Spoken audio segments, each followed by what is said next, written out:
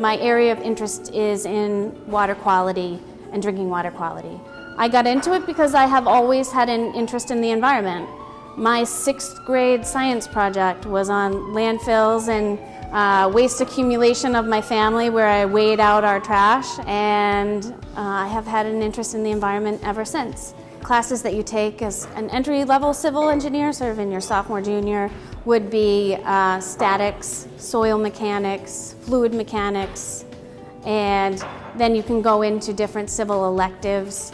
Electives for environmental, structural, and geotechnical. So any of those areas are things that you could take classes in.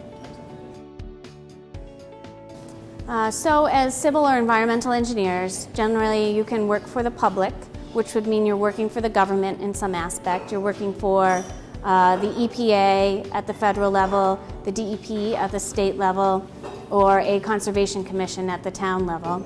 You can work for private industry, so you are developing new treatment processes and doing research and development, that kind of work. You can also do consulting work where companies or towns or whomever will hire you to do design work for them. That's a very popular professional choice after civil engineering.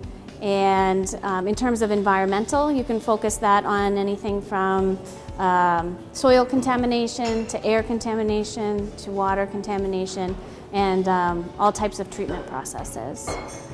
In terms of grad school, you'd be more than prepared to go to grad school in a civil engineering capacity.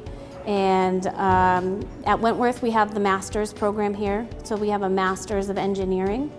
Another option is a master's of science, where you do a research thesis as a research master's student, and then the final would be to get your PhD and do your research and graduate with a PhD.